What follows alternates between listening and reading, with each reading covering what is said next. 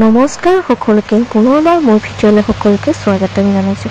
তো আজি ভাবিলোঁ এনে ইয়াতে ওলাই আহিলোঁ, আপোনালোকে ভাবিছে গম পাইছে, ডিছক্ৰিপশ্যনত দেখা পাইছে আৰু ভাবিলে মই ক'ত গৈ আছোঁ কি কথা সকলোবোৰ জনাই থাকিম, আপোনালোকক শ্বেয়াৰ কৰিম, সকলোখিনি দেখাব পাৰিম, যিমানখিনি পাৰোঁ আপোনালোকে দেখাবলৈ চেষ্টা কৰিম।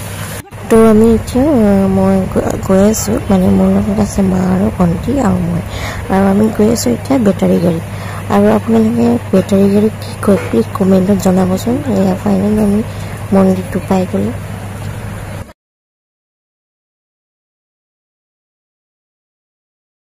এতিয়া আমি ওপৰলৈ গৈ আছোঁ আৰু সকলোবোৰ দেখাই থাকিম আপোনালোকক। আৰু এয়া আমি এইফালে দোকান পালোঁ, ভিতৰত মন্দিৰৰ ওপৰত দোকান আছে, মানে কেইখনমান দোকান আছে। ইয়াতে সকলোবোৰ পূজাৰ সা সামগ্ৰীবোৰ পোৱা যায় আৰু আমিও পূজাৰ কাৰণে বস্তু, মানে পূজাৰ কাৰণে সা সামগ্ৰীবোৰ কিনি লওঁ। এনে মায়ে কিনিবলৈ ওলাইছে, তো মই ভাবিলোঁ গোটেইখিনি ভিডিঅ' কৰি দেখাই দিওঁ আপোনালোকৰ মন্দিৰটো কেনেকৈ, তো মানে ক'ত কি আছে সকলোবোৰ দেখাম, সকলোখিনি মানে নজনা কথা জনাম, আপোনালোকক শ্বেয়াৰ কৰিম। আৰু যদি ভাল পায় প্লিজ কমেণ্টত জনাব, শ্বেয়াৰ কৰিব ভিডিঅ'টো পাৰিলে, আৰু লগতে লাইক কমেণ্টটো দিব। আৰু যিমানখিনি পাৰোঁ আপোনালোকে দেখাবলৈ চেষ্টা কৰিম। আৰু যদি মই ভিতৰত ভিডিঅ' কৰিব নোৱাৰোঁ তো বেয়া নাপাব, মই যিমানখিনি পাৰোঁ বাহিৰৰ পৰা দেখাবলৈ চেষ্টা কৰিম।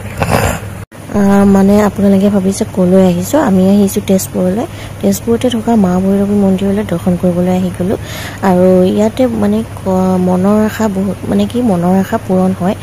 আৰু আমি ইয়াতে 3বাৰ অহা হ'ল, আজি সিহঁতে 3বাৰ হ'ল, যিহেতু বহুত ভাল লাগে, মন মানে কি মনটো পবিত্ৰ লাগে। আপোনালোকে যদি যিকোনো মন্দিৰতে যাওক চাওকচোন, মনটো একদম পবিত্ৰ পবিত্ৰ লাগে। আৰু যদি আপোনালোকৰ ভোক লাগি থাকে ন, মন্দিৰত সোমাবচোন, ভোকটো একেবাৰে নাইকিয়া হৈ যায়, নাজানো এইটো ভগৱানৰ কৃপা নহয়নে।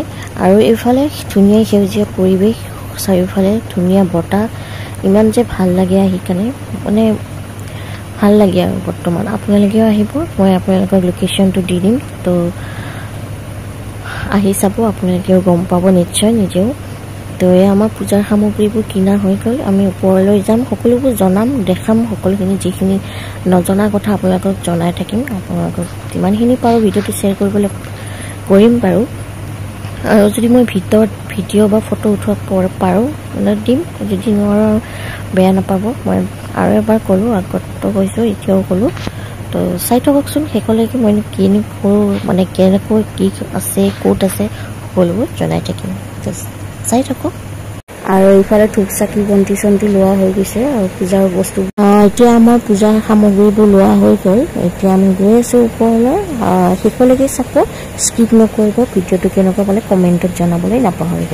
আশা কৰোঁ নিশ্চয় ভালেই পাব। আৰু যদি ভাল এনেকুৱা কিবা ভিডিঅ' লাগে প্লিজ কমেণ্টত জনাবচোন দেই। আৰু ইয়াতে বহুতো মানুহ আহে, বহুতো দূৰৰ পৰা দৰ্শন কৰিব আহে মানুহবোৰ।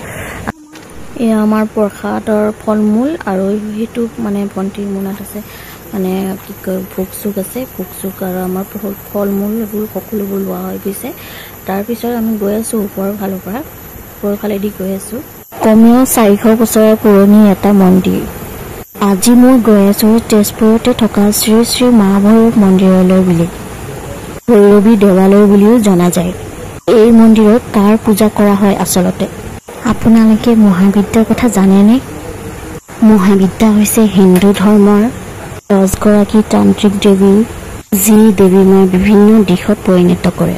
এই 10 গৰাকী দেৱীৰ নাম হৈছে কালী, ভুৱনেশ্বৰী, তাৰা, ত্ৰিপুল সুন্দৰী, জিন্নামাস্তা, ভৈৰৱী, বগলামুখী, হোমাৱতী, মাতাংগী আৰু কামালা। অসমৰ আন এক শক্তিবিধেৰে জনাজাত।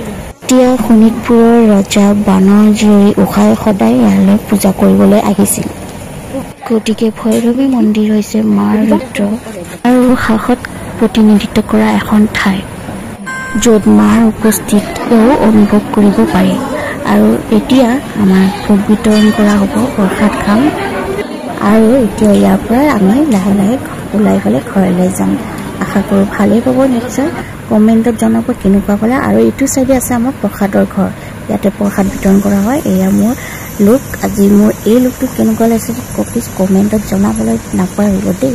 আৰু মোৰ এই ভিডিঅ'টোত কিছুমান সকলো নজনা কথা জনালোঁ, আপোনালোকক কেনেকুৱা পালে কমেণ্টত জনাব। আশা কৰোঁ আকৌ এবাৰ ক'লোঁ মানে ভিডিঅ'টো কেনেকুৱা পালে যদি ভাল পায় লাইক আৰু শ্বেয়াৰ কমেণ্ট কৰিবলৈ নাপাহৰিব আৰু যদি ভাল লগতে ছাবস্ক্ৰাইব কৰিবলৈ নাপাহৰিবা আৰু নেক্সট এটা ভিডিঅ'ত আকৌ দেখা হ'ম আজিলৈ বাই বাই